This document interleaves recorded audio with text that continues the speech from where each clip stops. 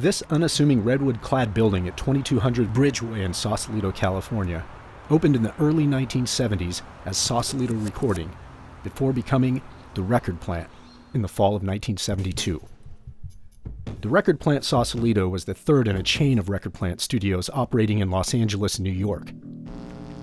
The Plant, as it was later known, would become the location of some of the most successful recordings in music history.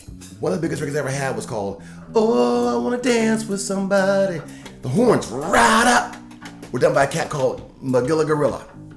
Synthesizers right up, loud and powerful, all those speakers blaring at me because I was looking for a new sound to accompany Whitney.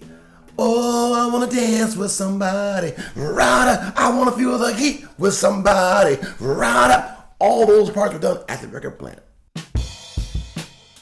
The studio was designed to give artists a place to relax during the recording process, while logistically not having the pressures and the scrutiny of the studios in Los Angeles and New York.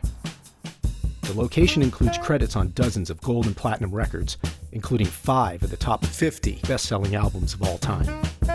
We call this album 359, and we call it that 359 is because we are open 359 days a year, closed 6 days out of the year, and we would sell this album every single day. You know, Sausalito is 15 miles away from here in Nevada, so I mean, we've got a lot of albums that we've sold in the history of the store, in the 40 years of the store, that were recorded at the plant. This, especially in all the years that I've worked here, this is by far the biggest selling album that we've ever sold in the store consistently, more so than Back in Black or even Dark Side.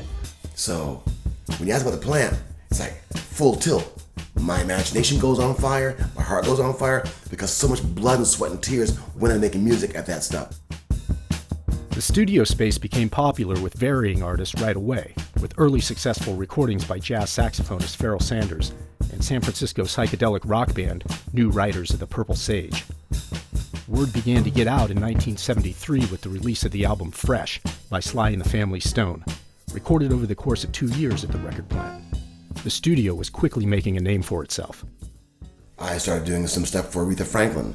Some of it was done at the Automat Studios in the city, but then overdubs were done at the plant. And we all recognized that the plant was like a hallowed ground because of the folks that worked there, from Stevie Wonder, Song with Key of Life, Prince's First. Rick James I also worked with there because he did a lot of the early work there. I liked working with him a lot at the plant because all his stuff was so heavy-handed, with the dance music so powerful.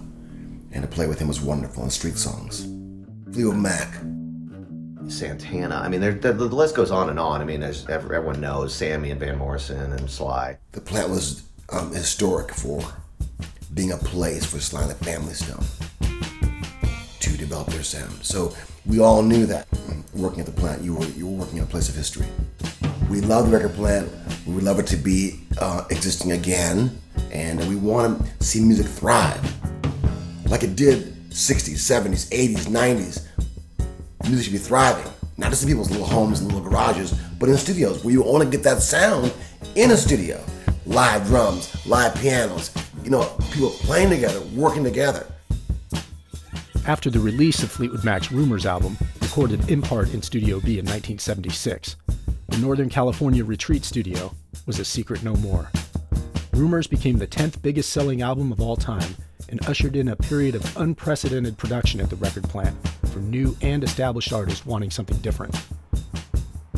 A wide roster of artists recorded at the Record Plant until this musically historic location officially closed its doors in 2009.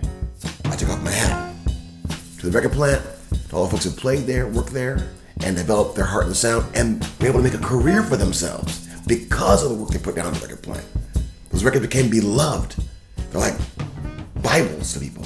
Yeah, Nevada being in Marin, I mean, there's a million musicians that have lived here and still live here, so they've come in, and yeah, it's always so cool to hear the stories about the plant. Yeah, legendary place. It should never ever go away.